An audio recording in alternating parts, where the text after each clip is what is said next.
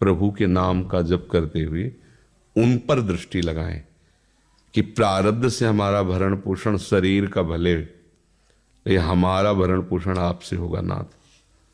तो वो एक ऐसे हैं जो आपके प्रारब्ध को भी मिटा देंगे। वो ऐसे शरणागत वत्सल हैं कि सब लिखा पढ़ी अलग कर देंगे। सुदामा जी को दरिद्रता का योग था, ऐसी दरिद्रता कई कई दिन तक भिक्षा नहीं मिलती थी। ये जितने भी चरित्र हमारे लिए उदाहरण है। मांगने जाते थे तो मांगने से भी नहीं मिलता था कई कई दिन। तो एक दिन उनकी पत्नी ने कहा कि हमारा आपका तो चरणामृत से भी गुजारा 2 दिन 3 दिन हो 4 दिन हो, छोटे छोटे बच्चे तो मर जाएंगे ऐसे। कुछ तो उनका श्री कृष्ण के सिवा हमारा कोई नहीं, अब हम क्या कर सकते हैं। प्रारब्ध जब बिगड़ता है ना, वो कोई सफलता नहीं होने देता। तो एक दिन श्री रुक्मिणी जी प्रसाद ठाकुर जी को भोग पा रही थी, प्रभु ऐसे रोक दिए और उदास हो गए। तो उनका प्रभु ऐसी स्थिति हमने जब जब आपकी देखी, तो किसी भक्त को जब कष्ट होता है तब आपको ऐसे देखा है। कौन सा भक्त है और क्या कष्ट है? तो का एक सुदामा नाम के हमारे मित्र हैं, कई दिन से भोजन भी उनको, प्रभु आपके मित्र और मैं आपकी दासी, महालक्ष्मी का अवतार रुक्मिणी, आप हुक्म कीजिए, लोक लोक की संपत्ति वहां। बोले उसको चाह नहीं है, हमारे मित्र को चाह नहीं है, और चाह ना होने पर हम विवश हैं।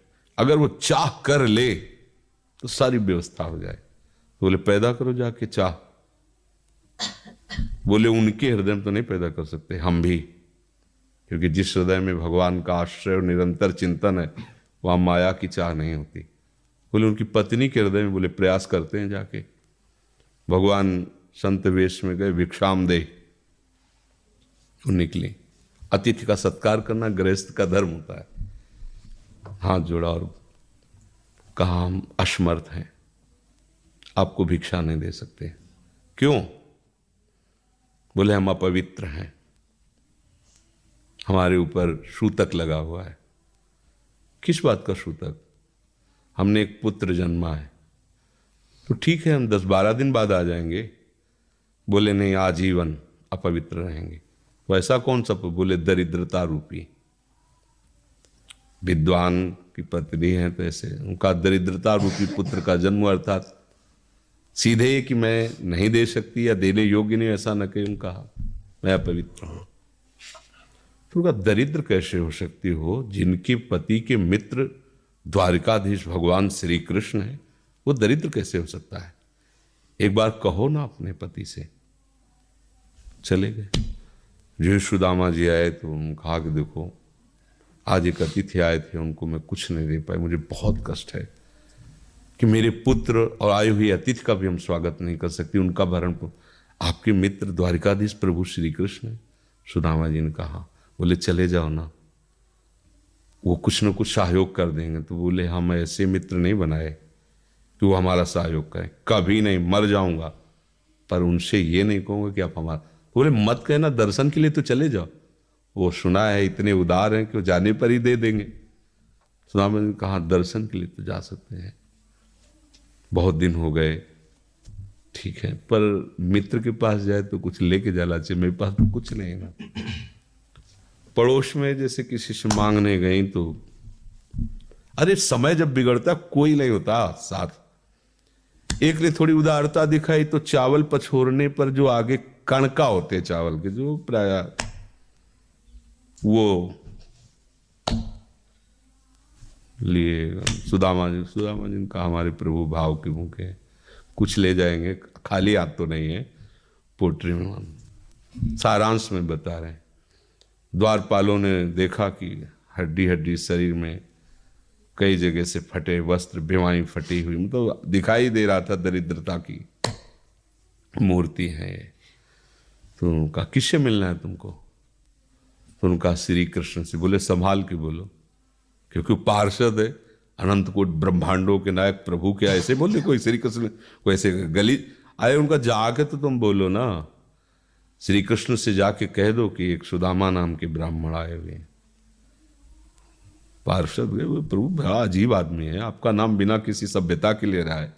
वो कह रहा श्री कृष्ण से कह सुदामा, कूद पड़े। भगवान दौड़े, वो पार्षद वो सब कि ब्रह्मा जी शंकर जी आते हैं तो वहां खड़े रहते हैं घंटों, भगवान ऐसे भागे जाके। सुदामा जी को पता था ना, हमारे रुक्मिणी जी के महल में रुक्मिणी जी के पलंग पर बैठाते हैं, स्वयं चरण पखारते हैं सब। अब ये वैभव, क्या हालचाल है, कैसे हो? प्रभु आप सब जानते हो, आपकी बड़ी कृपा है। तो ब्याह हो गया, हाँ ब्याह भी हो गए, बच्चे भी हो गए। हमारे पास आए हो तो कुछ तो लाए ही हो गए। अब वो सड़े से कपड़े में चावल, कैसे बड़ी बड़ी वो वैभव, महारानियां सब भगवान का। चुप ऐसे बोले, देखो फिर चूक कर रहे हो, हमारे हिस्से की चोरी पहले की थी और फिर चूक कर रहे हो।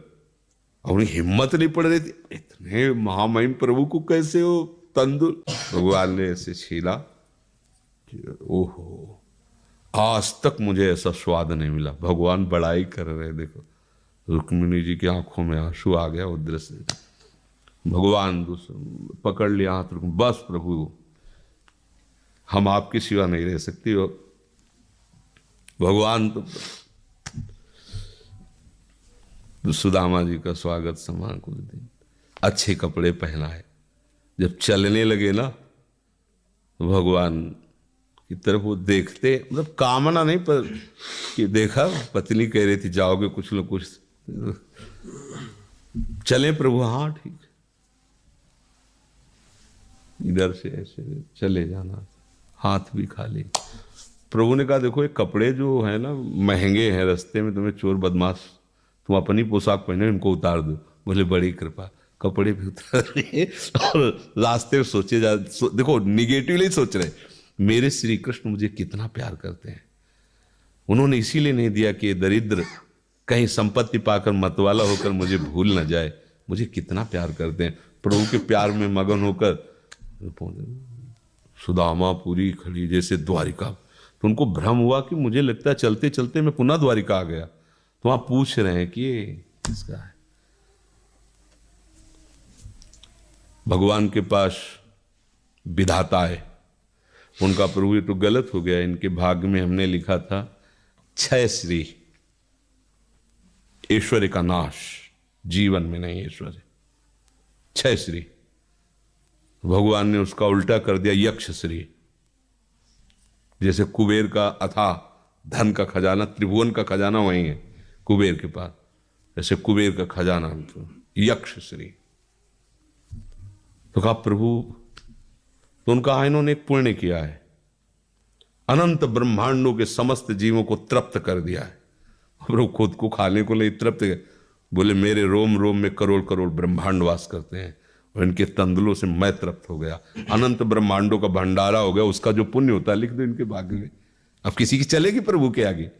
तो एकमात्र प्रारब्ध को मिटाने वाले भगवान है, कर तुम अकर तुम अन्यथा कर तुम। तो आप भगवान की शरण होकर उनका नाम जप कीजिए और उनसे प्रार्थना कीजिए कि आपको उचित लगे तो समस्या का समाधान कर दीजिए, नहीं तो मुझे समस्या से लड़ने का बल और विवेक दीजिए, बात बन जाए।